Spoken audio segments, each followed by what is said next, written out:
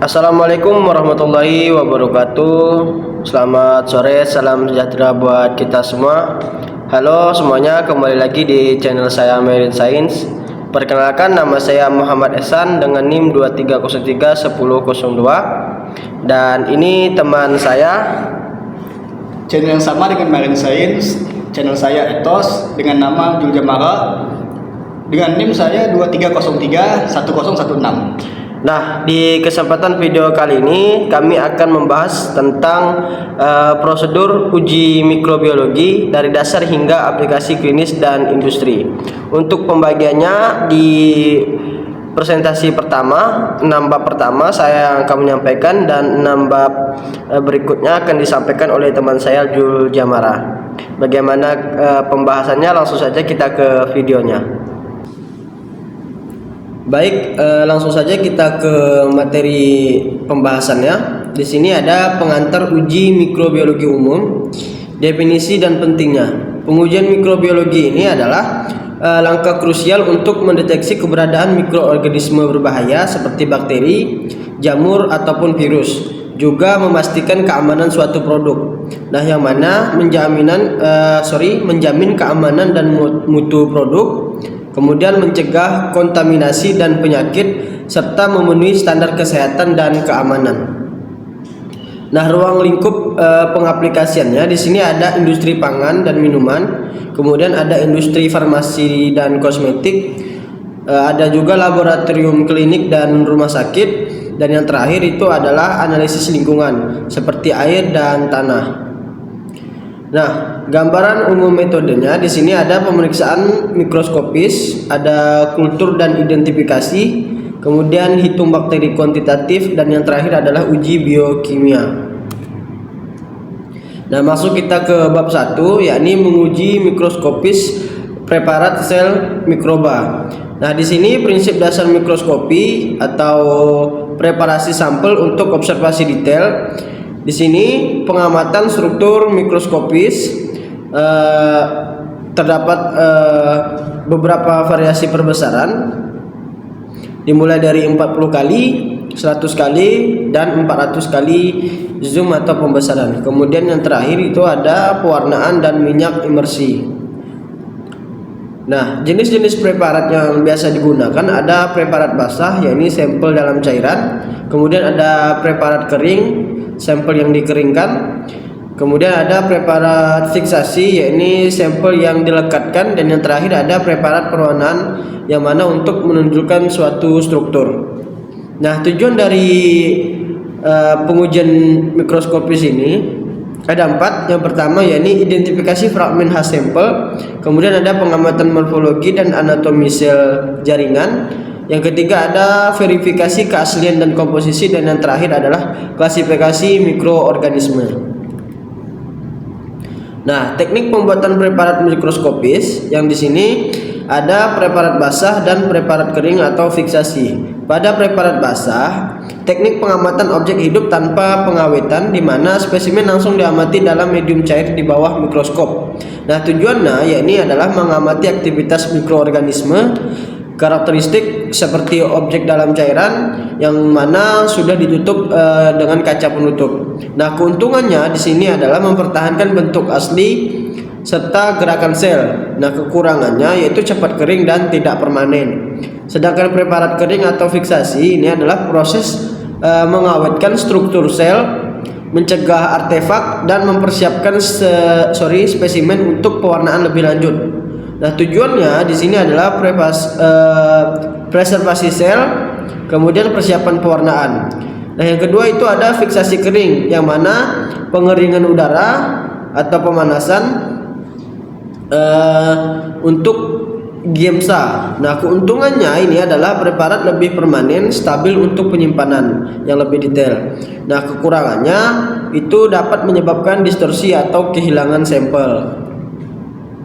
Kemudian ada mikroskopi cahaya dan perhitungan sel, yang mana di sini prinsip kerja mikroskop cahaya adalah memperbesar objek mikroskopis yang tak terlihat mata.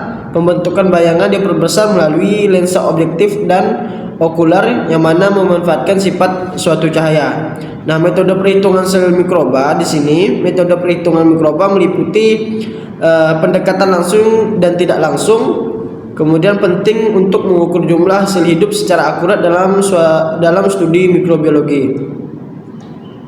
Nah, di sini ada hitungan sel mikroskopis atau direct count, kemudian hitungan cawan, plate count, dan yang terakhir MPN atau most probable number. Kemudian lanjut kita ke optimasi preparat mikroskopis bakteri. Nah, metode staining sederhana di sini ada 3, yakni cepat dan mudah untuk mengidentifikasi bentuk, ukuran, dan susunan sel bakteri. Yang kedua, menggunakan sel larutan pewarna basal, misalnya seperti metilen biru atau safranin. Nah, yang ketiga itu pewarnaan kationik berikatan dengan komponen sel bakteri yang bermuatan negatif. Kemudian faktor-faktor optimasi. Nah, di sini metode pengiringannya adalah udara bebas atau udara panas buatan. Yang kedua ada waktu dan suhu fiksasi. Nah, waktu dan suhu fiksasi ini sangat mempengaruhi kekontrasan warna inti dan sitoplasmanya. Nah, yang ketiga itu jenis pewarnaan. Nah, misalnya yang kita gunakan adalah gram staining sebagai pembanding. Optimasi dalam preparasi mikroskopi sangat penting untuk mendapatkan kualitas preparat yang akurat dan hasil identifikasi yang optimal. Nah, lanjut teknik preparat dan mikroskopi lanjut atau Brachybiology of Microorganisme.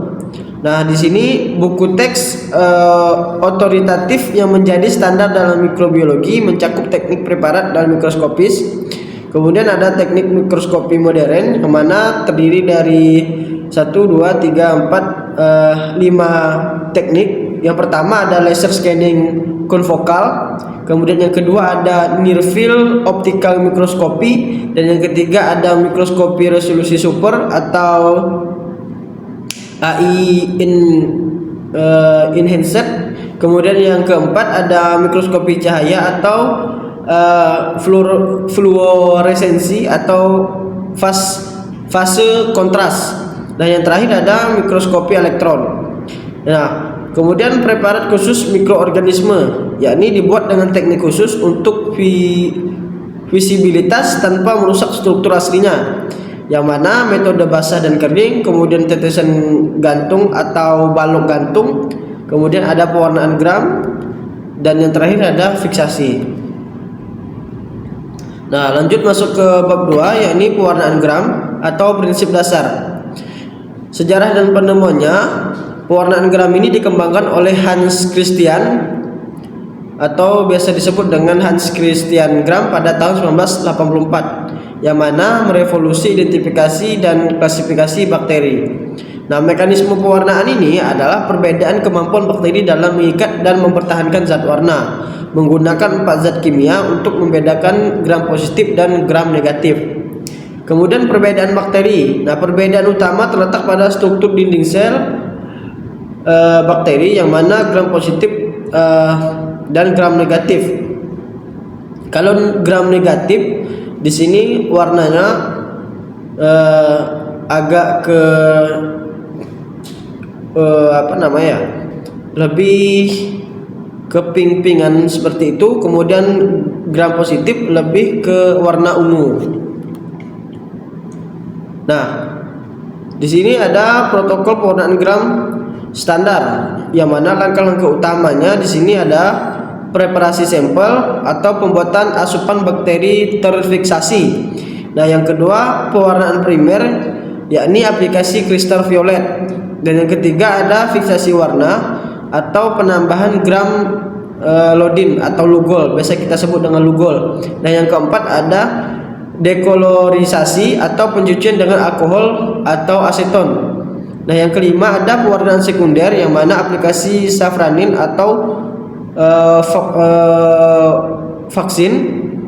Kemudian yang keenam adalah observasi atau pengamatan mikroskopis.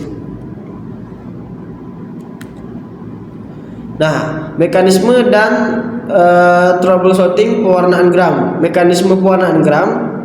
Di sini pewarnaan gram mengklasifikasikan bakteri menjadi gram positif dan gram negatif dengan menggunakan 4 zat kimia berbeda.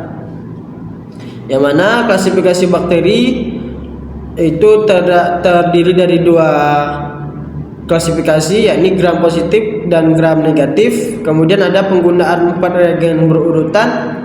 Yang ketiga ada gram positif, yakni untuk mempertahankan warna ungu atau kristal violet. Kemudian gram negatif berwarna merah atau pink yang sudah saya sebutkan sebelumnya, ini adalah safranin. Nah, penyebab kesalahan hasil di sini adalah yang pertama ada hapusan terlalu tebal. Kemudian dekolorisasi tidak tepat atau over dan under. Nah, bisa berlebihan atau bisa kekurangan. Kemudian ada pembilasan yang kurang atau berlebihan. Dan yang terakhir itu interpretasi hasil yang keliru. Nah, tips agar tidak troubleshooting, yakni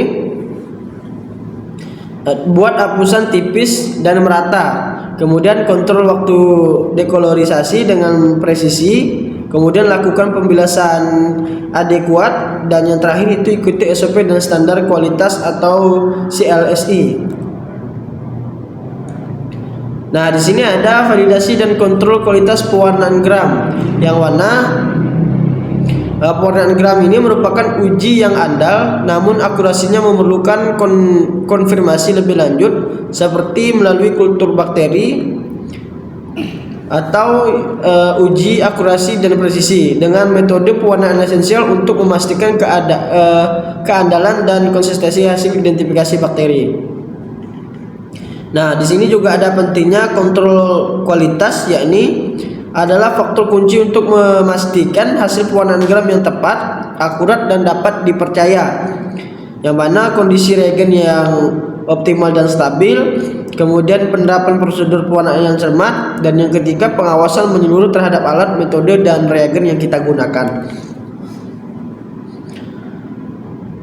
Nah, ada protokol pewarnaan gram terperinci atau secara internasional. Nah, di sini langkah-langkah protokol pewarnaan gram. Yang pertama ada persiapan hapusan sampel bakteri.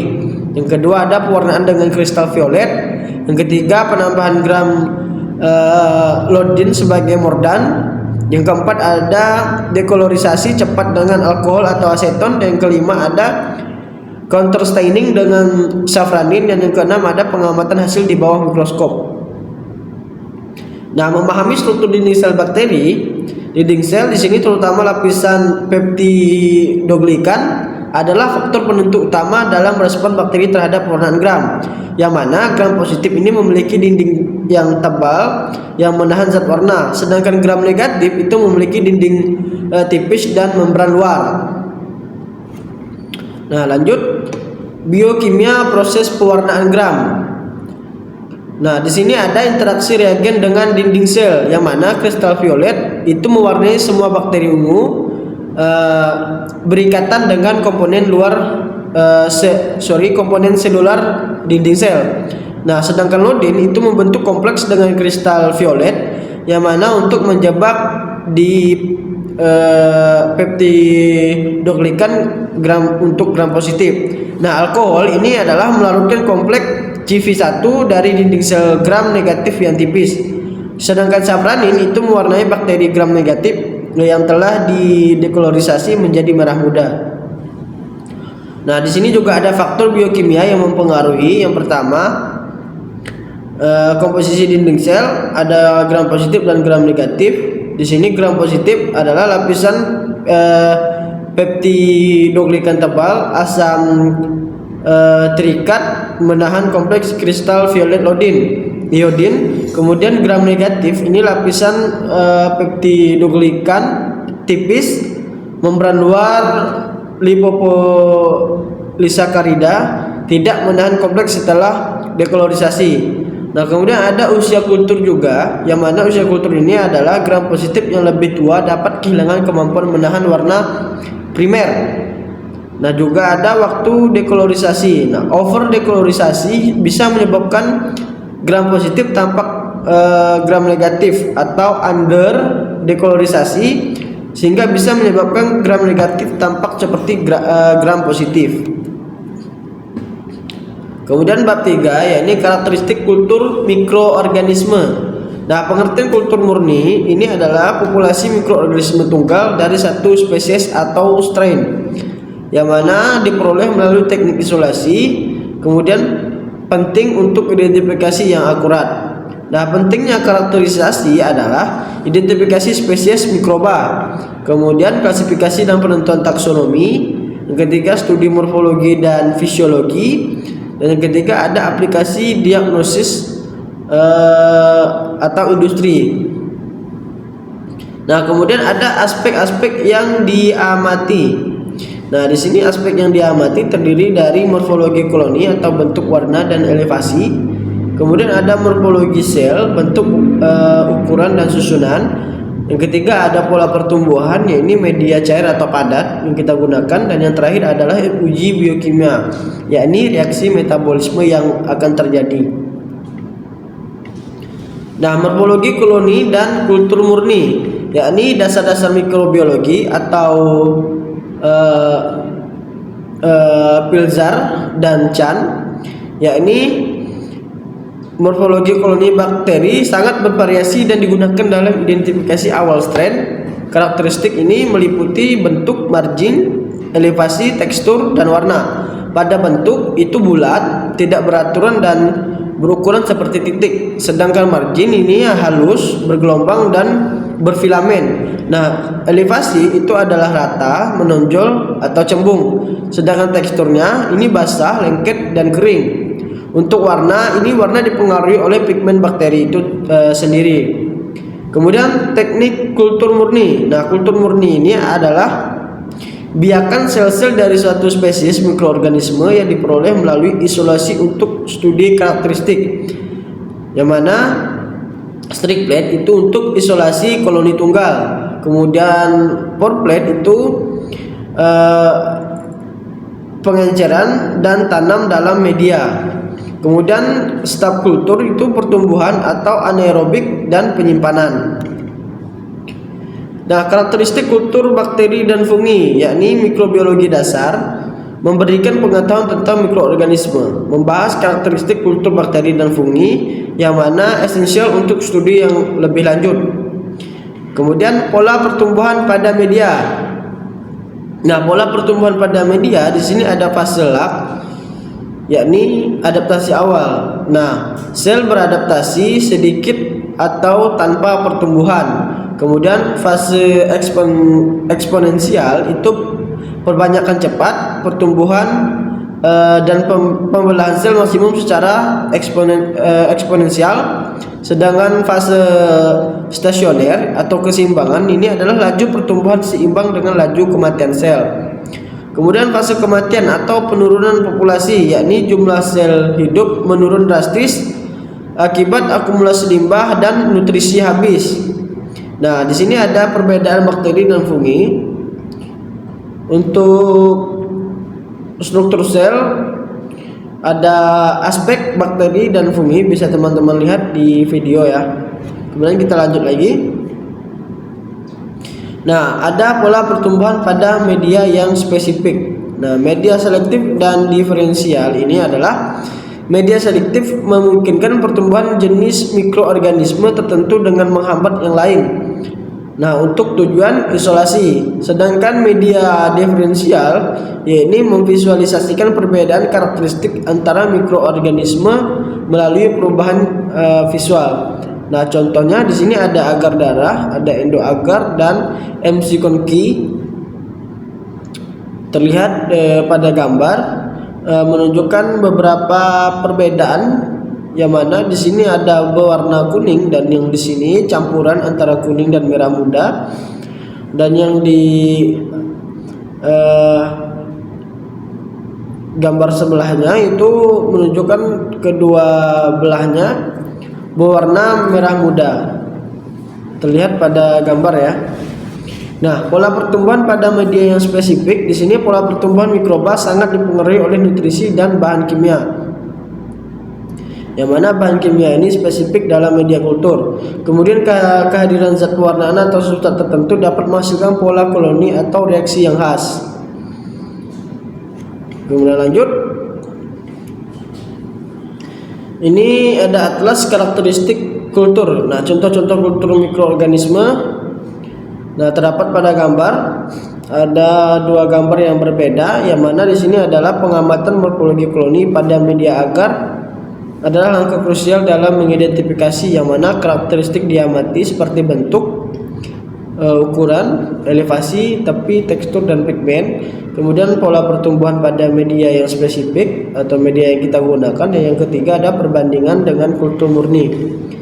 Nah, panduan visual identifikasi di sini menginterpretasikan hasil kultur bakteri yang mana untuk mengamati pertumbuhan koloni pada media, kemudian memahami prinsip pembuatan media kultur agar-agar. Nah, pengamatan detail dan sistematis ini adalah inti dari identifikasi visual mikroba yang akurat. Lanjut, bab 4, kultur sediaan atau teknik dasar. Nah, pada kultur sediaan ini ada 3 teknik dasar, yang mana ada strict plate, kemudian pour plate, dan ada step kultur ya. Nah, strict plate ini adalah teknik isolasi koloni tunggal dari suspensi campuran, yang mana bertujuan untuk mendapatkan koloni terpisah dari bakteri pada permukaan agar.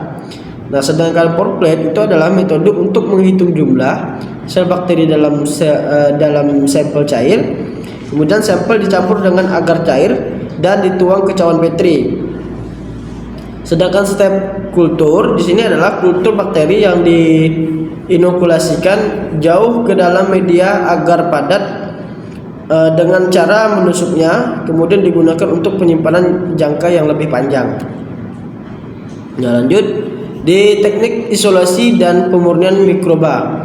Nah, laporan praktikum mikrobiologi ini kita pakai referensi Universitas Diponegoro tahun 2021. Nah, tujuan isolasi yakni memisahkan mikroba dari lingkungan campuran, kemudian menumbuhkan pada media buatan yang sesuai, dan yang ketiga ada memperoleh biakan murni untuk studi lanjut. Nah, ada langkah-langkah pemurnian. Di sini pemurnian adalah teknik esensial memisahkan satu jenis mikroba dari populasi campuran guna untuk mendapatkan kultur yang lebih murni. Nah, proses ini melibatkan transfer isolat ke media baru. Nah, untuk metodenya ada cawan gores atau strict plate, kemudian ada cawan tuang pour plate, dan yang metode sebar ini adalah spread plate. Nah, ada metode kuantitatif dan kualitatif kultur murni, yang mana di sini metode kualitatif ini bertujuan mengisolasi dan memurnikan mikroorganisme tunggal dari populasi campuran sehingga dapat memastikan kultur murni untuk studi karakteristik. Nah, untuk tekniknya ada strict plate, teknik pour plate, kemudian ada teknik spread plate, dan pengenceran berseri. Nah, untuk metode kuantitatif itu digunakan untuk menghitung jumlah mikroorganisme hidup atau total dalam sampel, yakni penting untuk evaluasi efisiensi kultur. Nah, di sini ada total plate count atau TPC, kemudian ada most probable number atau MPN, kemudian ada teknik pour plate, juga teknik spread plate. Nah, lanjut. Komposisi media dan kultur, yakni fungsi media di sini adalah menyediakan lingkungan khusus untuk pertumbuhan dan perbanyakan mikroba. Ini esensial untuk diagnosa, isolasi, dan berbagai pengujian mikrobiologis. Kandungan utama pada media di sini ada hara makro dan mikro, yakni terdiri dari nutrien esensial seperti senyawa NP, Ca, Mg, dan Fe. Kemudian sumber karbon, energi utamanya ini adalah gula atau sukrosa. Vitamin dan asam aminonya ini kofaktor pertumbuhan. Kemudian zat pengatur tumbuhan atau ZPT ini untuk kultur jaringan tanaman. Nah, kemudian ada juga suplemen organik, misalnya seperti air kelapa, ekstrak buah juga bisa kita gunakan. Dan yang terakhir ada agen pemadat. Nah, ini untuk media padat atau semi padat seperti agar gelatin. Nah, jenis-jenis media di sini ada media cair, media padat, dan media semi padat. Nah, media cair ini untuk pertumbuhan biomasa dalam volume yang lebih besar. Sedangkan media padat itu mengandung agen pemadat atau agar, yang mana ini ideal untuk isolasi suatu koloni. Sedangkan media semi padat ini adalah konsistensi gel, yang mana digunakan untuk uji motilitas.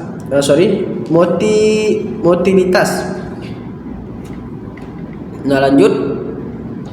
Di sini ada visualisasi teknik kultur murni, yang mana di sini demonstrasi praktik aseptik dan sumber daya ASM, yang mana teknik aseptik ini merupakan prosedur krusial dalam mikrobiologi untuk mencegah kontaminasi dan menjaga kemurnian kultur.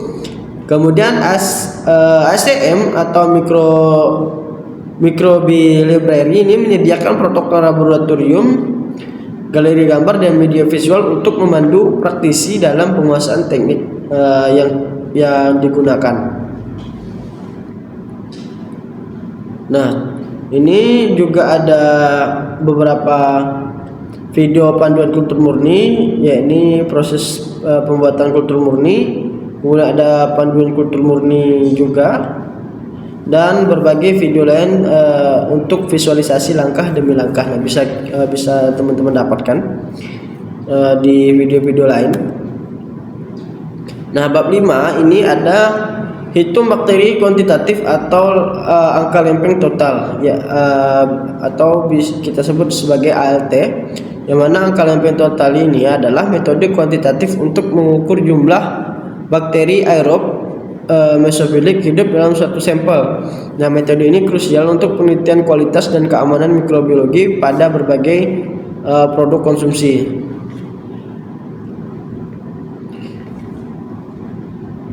Nah, ada prinsip angka lempeng total, yang mana di sini pengenceran serial sampel hingga tingkat tertentu, kemudian inokulasi pada media padat atau cawan tuang. Kemudian ada inkubasi 24 sampai 48 jam pada suhu 35 sampai 30 derajat Celcius. Dan yang terakhir ada penghitungan koloni bakteri yang tumbuh atau CFU. Kemudian ada penerapan pada berbagai sampel, yakni seperti makanan dan minuman, ada di jamu, ayam, ada juga di ayam geprek. Kemudian di kosmetik ada kebersihan dan keamanan produk, dan farmasi dan lingkungan, adaptasi untuk produk yang lain. Nah, ini metode cawan tuang atau pour plate. Pengertiannya di sini adalah teknik isolasi mikroba untuk mendapatkan koloni murni, yakni sampel dicampur dengan media agar cair pada suhu kurang lebih 45 derajat Celcius. Nah, prosedur detailnya itu ada pengenceran bertingkat sampel, kemudian pencampuran sampel dengan media agar cair dengan suhu 45 derajat Celcius, kemudian ada penuangan campuran kicauan Petri steril yang sudah disterilkan tentunya. Yang keempat ada inkubasi pada suhu dan waktu yang sesuai untuk pertumbuhan koloni. Nah, kelebihan dan kekurangan dari metode cawan tuang ini, kelebihannya mudah dan lebih ekonomis, kemudian cocok untuk mikro aerofilik. Sedangkan kekurangannya ini butuh waktu dan bahan yang lebih banyak, kemudian sensitif apabila panas, maka ini bisa menyebabkan kematian. Dan yang ketiga itu ada koloni yang tersembunyi. Nah, bab 6 ini ada komparasi metode pour plate metode pour plate dan spread plate, yang mana pour plate method ini adalah sampel yang dicampur dengan media agar cair yang telah dilelehkan, kemudian dituangkan ke cawan Petri yang steril. Nah, mikroorganisme akan tersebar di seluruh agar. Keunggulannya ini cocok untuk mikroorganisme fakultatif atau mikroaerofilik dan anaerobik. Nah, volume sampel yang lebih besar dapat digunakan, kemudian hanya sel hidup yang dihitung. Dan yang terakhir ada isolasi dan identifikasi mikroba lebih mudah. Sedangkan spread plate method ini adalah sampel yang disebar di atas permukaan media agar padat yang sudah ada menggunakan spreader steril atau mikroorganisme hanya tumbuh di permukaan. Nah, keunggulannya yakni sederhana dan hemat biaya. Kemudian ideal untuk mengisolasi dan menghitung mikroorganisme. Yang terakhir, koloni tumbuh di permukaan, mudah diamati dan bisa dipindahkan.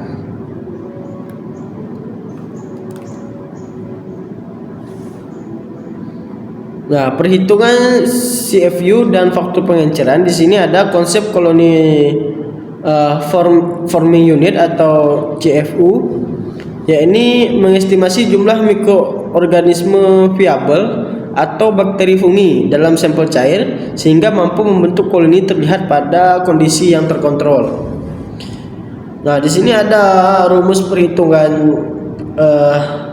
CFU per mili, yang mana jumlah koloni dikali faktor pengencer dibagi dengan volume plating dengan jumlah milimeter. Nah, komponen kuncinya di sini ada jumlah koloni dihitung pada plate, kemudian faktor pengenceran yakni resiprokal dari pengenceran, dan yang terakhir ada volume plating atau volume inokulum dalam jumlah mililiter. Kemudian ada faktor pengenceran. Nah, faktor pengenceran ini adalah rasio zat terlarut terhadap pelarut, yang mana penting untuk menyesuaikan hasil konsentrasi mikroba ke nilai yang aslinya. Nah, pentingnya pengenceran serial ini adalah memastikan hitungan koloni dalam rentang yang optimal, kemudian menghindari hasil yang tidak akurat, dan yang terakhir mengestimasi ke konsentrasi mikroba awal yang lebih tinggi. Nah, mungkin telah selesai nambah pertama sudah saya jelaskan, dan lanjut kita ke pemateri berikutnya yakni Joule Jamara. Untuk itu langsung saja kita ke Joule Jamara.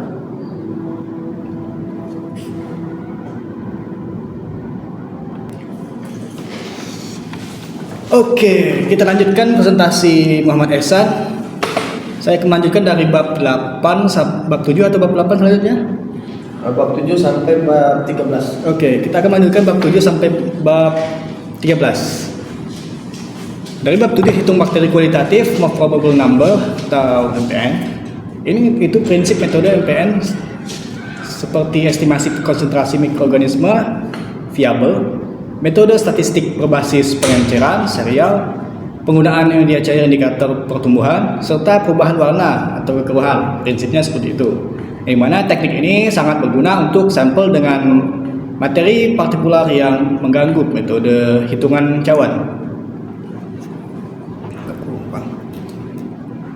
Oke, lanjut.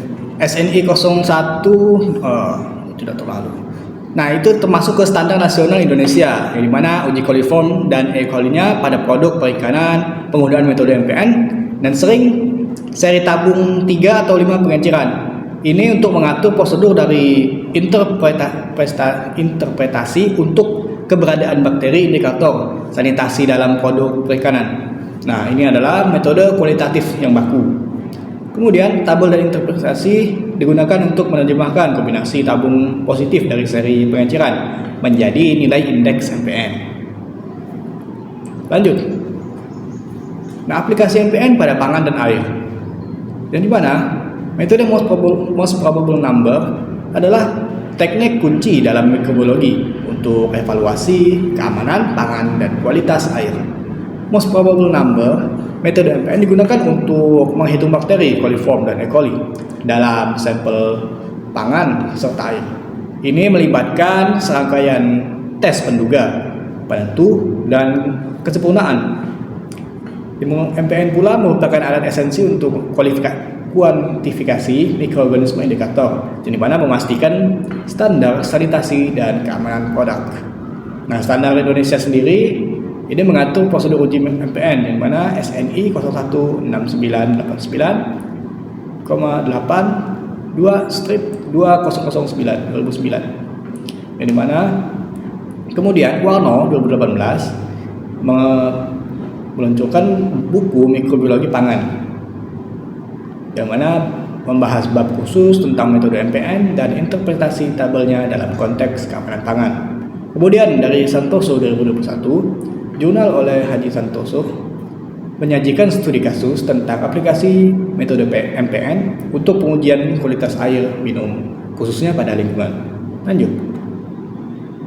Nah, standar internasional MPN pula. Ada ISO 7251 untuk E. coli, ada AOAC 966.24 untuk coliform dan E. coli di dalam muat air. Kemudian ada FDA BAN chapter 4 2003 untuk E. coli juga. Lanjut, statistik dan ketidakpastian MPN. APHA standar metode itu panduan komprehensif analisis air dan air limbah 2020. Kemudian untuk mewakili praktik terbaik analisis air Amerika serta sumber daya terkini untuk atribut biologis, kimia dan fisik air. Kemudian uncertainty dan confidence limits itu termasuk ke kuantifikasi ketidakpastian data statistik. Confidence limits interval sebagai menggambarkan ketidakpastian, dan konsep Bloodgate 2020 masih relevan untuk MPN XD dan 95% CL.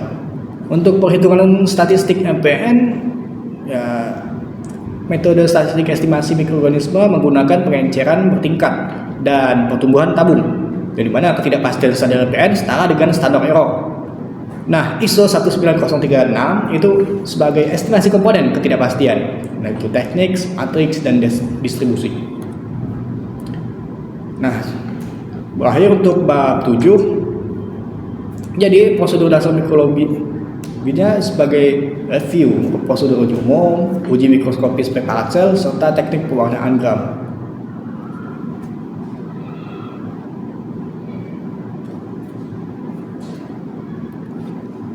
Nah, lanjut ke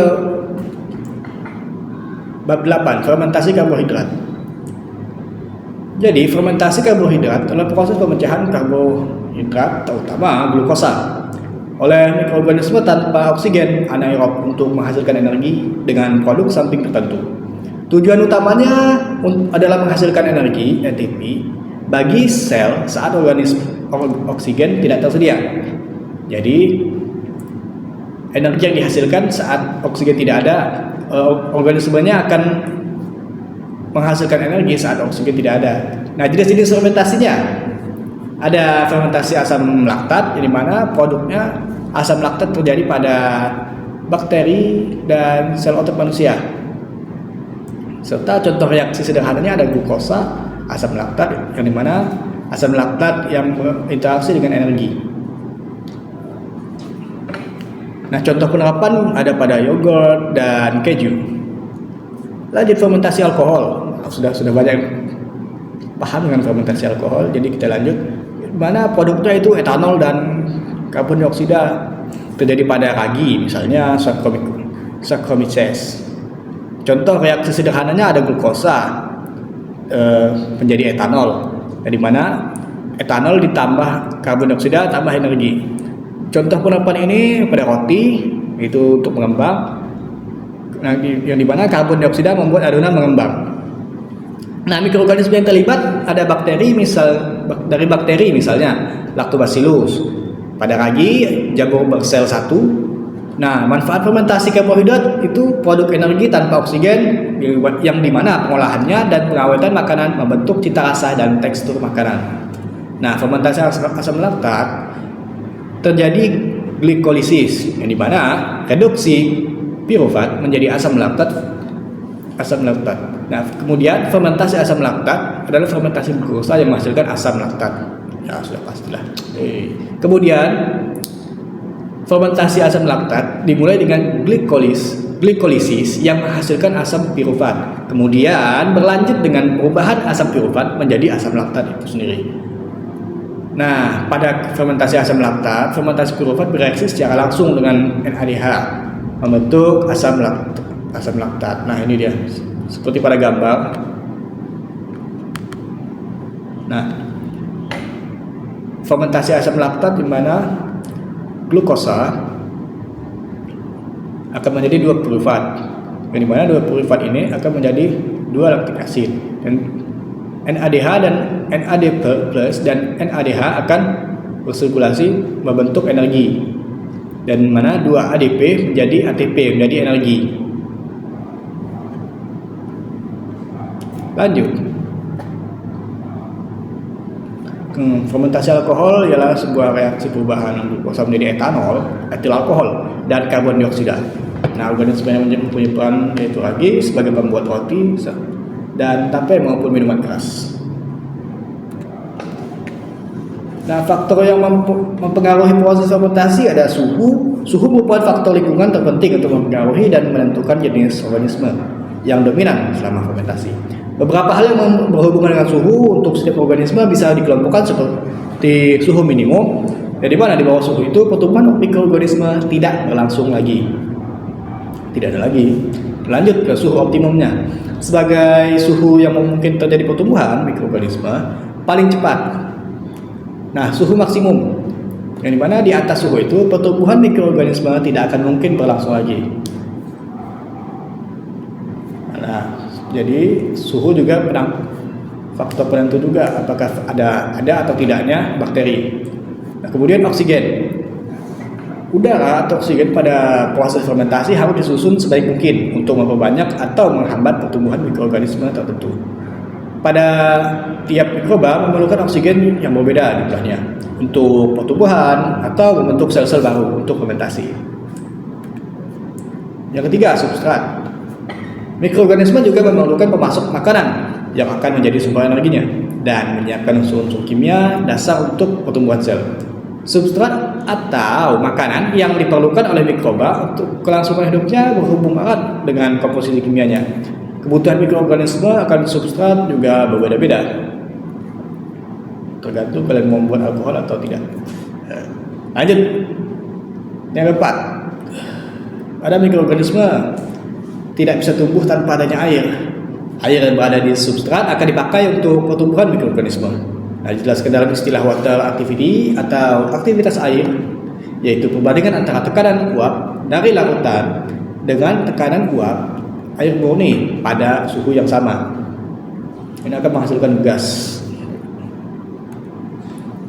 Kebutuhan untuk identifikasi. Identifikasi jenis bakteri banyak dilakukan untuk penelitian. Misalnya, identifikasi jenis bakteri baru. Eksplorasi secara biokimia atau DNA suatu jenis bakteri dalam dunia industri misalnya. Laboratorium biasa atau industri makanan. Keperluan identifikasi biasanya dilakukan untuk verifikasi metode mikrobiologi. Beberapa bentuk uji identifikasi biokimia pada bakteri adalah uji gula-gula, in vivo, uji katalase, dan uji oksidase. Kita lanjut ke uji katalase dulu. Lanjut.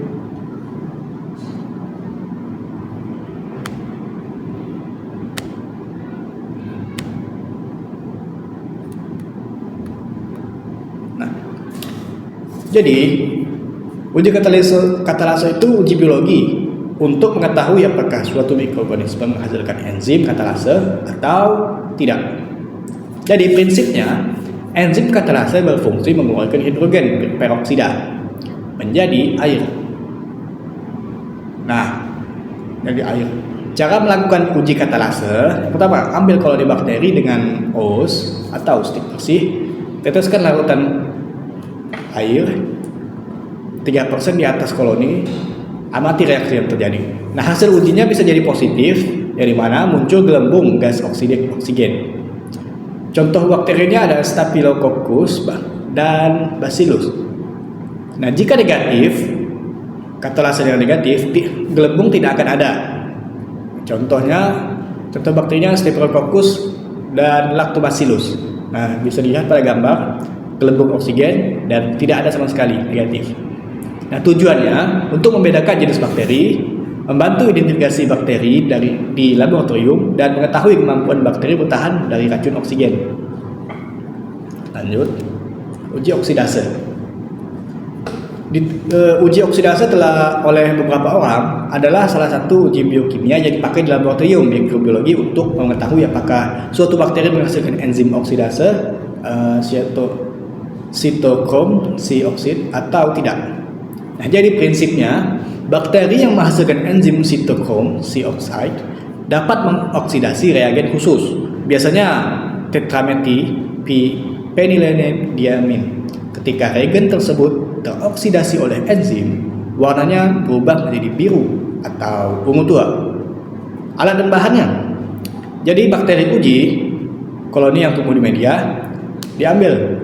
Nah, kemudian reagen oksidasinya TMPD atau DMPD. Nah, kertas saring atau strip oksidase atau media agar. Kemudian tongkat kayu atau bisa pakai os steril. Hindari logam agar tidak ada hasil palsu.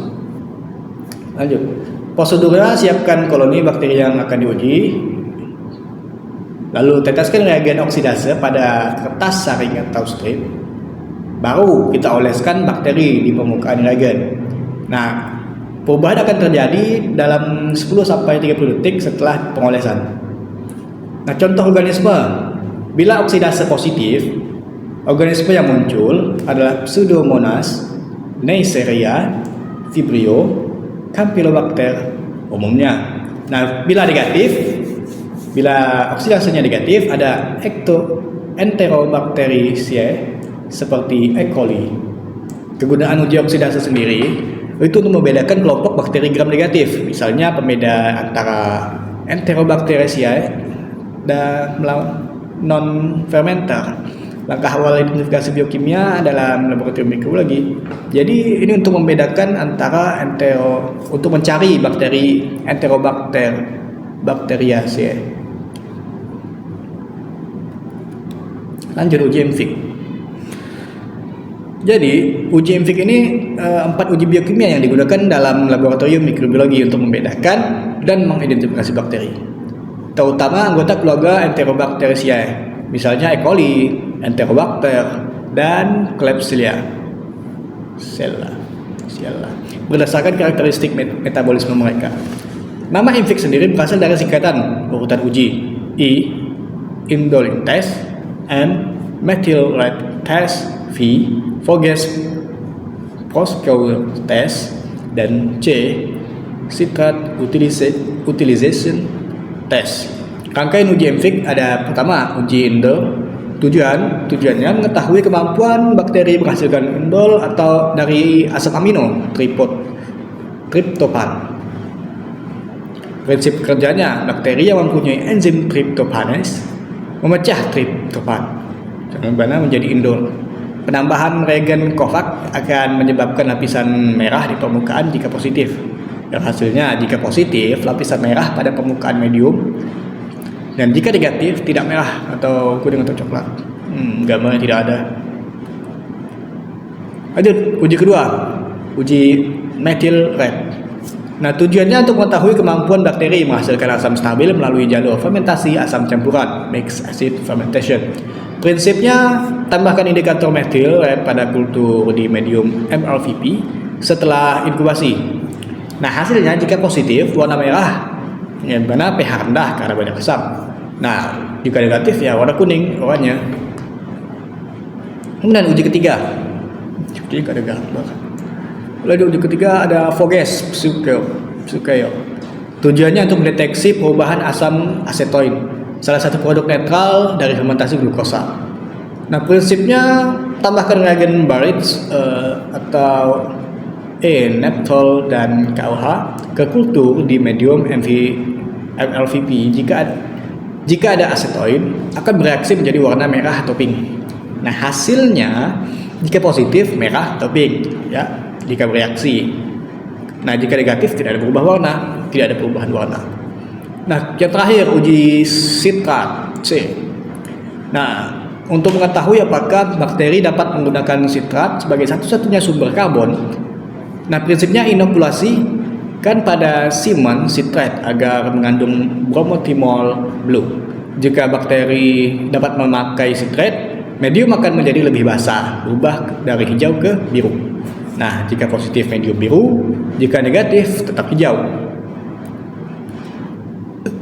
Nah, ini kegunaan uji MFIC, mengidentifikasi dan membedakan bakteri coliform dan bakteri enterik, membantu diagnosis klinis dan identifikasi bakteri di laboratorium, dan sering digunakan bersama uji biokimia lainnya untuk profil lengkap mikroba. Nah, ini 3 bakteri. Nah, ini IMFIC. E. coli positif pada indol dan metil, right? Namun negatif pada Vegas psucor dan citrate. Enterobacter aerogenes negatif pada indol dan methyl red, namun positif pada Vegas psucor dan citrate.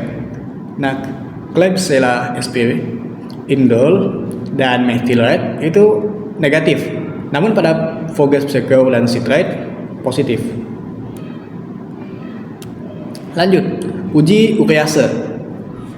Jadi, uji biokimia urease untuk mengetahui apakah suatu mikroorganisme menghasilkan enzim urease atau tidak. Enzim urease mampu menguraikan urea menjadi amonia dan karbon dioksida yang menyebabkan medium menjadi lebih basah, alkalin. Jadi, prinsipnya itu enzim urease menghidrolisasi urea menjadi amonia dan karbon dioksida.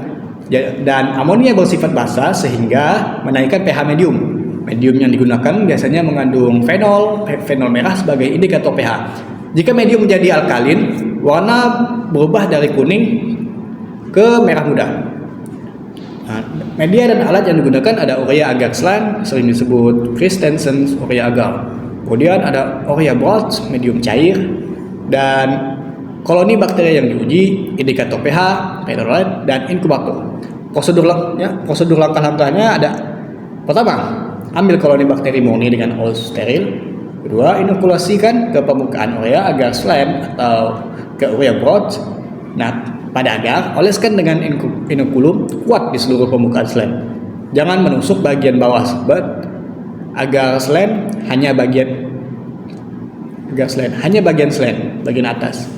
Yang ketiga, inkubasi pada sekitar 35 sampai 37 derajat Celcius dengan tutup longgar. Dan keempat, yang terakhir, amati perubahan warna selama 24 sampai 48 jam. Beberapa bakteri lambat mungkin perlu sehingga 7 hari.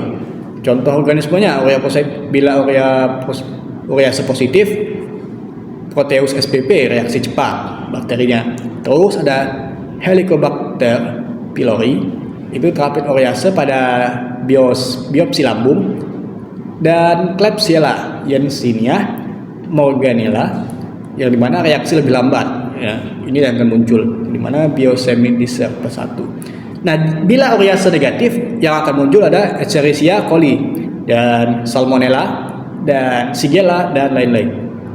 Lanjut, hasilnya bila warna medium berubah warna menjadi merah, pink atau keras, berarti urease positif. Bakteri yang menghasilkan urease menjadi urea dihidrolisis menjadi amonia. Dan bila warna tetap kuning atau oranye atau tidak berubah, urease negatif. Bakteri tidak menghasilkan urease. Kegunaan uji urease membedakan bakteri berdasarkan kemampuan hidrolisis urea, membantu identifikasi klinis mikroba seperti Proteus atau Hydro pylori. Dan kemudian bagian dari rangkaian uji biokimia untuk identifikasi bakteri enterik. Lanjut, uji hidrogen sulfida. Jadi ini termasuk ke uji biokimia yang digunakan di laboratorium mikrobiologi untuk mengetahui kemampuan mikroorganisme dalam menghasilkan gas hidrogen sulfida dari senyawa yang mengandung sulfur dalam proses metabolisme mereka. Nah, prinsip ujinya, beberapa bakteri dapat mereduksi senyawa sulfur, misalnya tiosulfat atau asam amino yang mengandung sulfur seperti cysteine menjadi hidrogen sulfida selama metabolisme mereka. Gas hidrogen sulfida yang terbentuk kemudian bereaksi dengan ion besi dalam medium, membentuk endapan besi sulfida berwarna hitam. Media yang digunakan, beberapa medium biasa dipakai untuk uji hidrogen sulfida antara lain SIM atau sulfide indol motility medium, triple sugar iron agar, dan lysine iron agar. Media-media ini mengandung sumber sulfur dan senyawa besi yang memungkinkan deteksi hidrogen sulfida sebagai endapan hitam. Prosedur singkatnya, pertama, ambil koloni bakteri yang bakal diuji dengan hose steril, tusuk medium agar hingga ke bagian bawah dengan jarum inokulasi. Inkubasi pada sekitar 35 sampai 30 derajat Celcius selama kurang lebih 24 jam. Amati perubahan warna pada medium. Jika hasil positif, medium berubah kehitaman, di mana hidrogen sulfida bereaksi. Bakteri menghasilkan hidrogen sulfida yang bereaksi membentuk besi hitam. Nah, jika negatif ya tidak ada perubahan warna hitam. Hidrogen sulfida, bakteri tidak menghasilkan hidrogen sulfida. Lanjut kegunaan uji hidrogen sulfida. Membedakan kelompok energi bakteri enterik, misalnya Salmonella, sering kegunaan hidrogen sulfida positif, sementara Shigella umumnya negatif. Biologi notes online gitu. Kemudian bagian dari identifikasi bakteri di laboratorium mikrobiologi klinis atau pendidikan. Intinya, uji hidrogen sulfida membantu menentukan apakah mikroba bisa menghasilkan hidrogen sulfida yang terlihat dari perubahan media menjadi hitam akibat terbentuknya belerang sulfida besi. Lanjut. Sepertinya sudah selesai, dan sampai di situ saja presentasi mikrobiologi kelompok kami, dan sampai jumpa. Baik, demikian yang telah kami sampaikan. Kurang dan lebihnya kami mohon maaf. Wabillahi taufiq wal hidayah. Wassalamualaikum warahmatullahi wabarakatuh.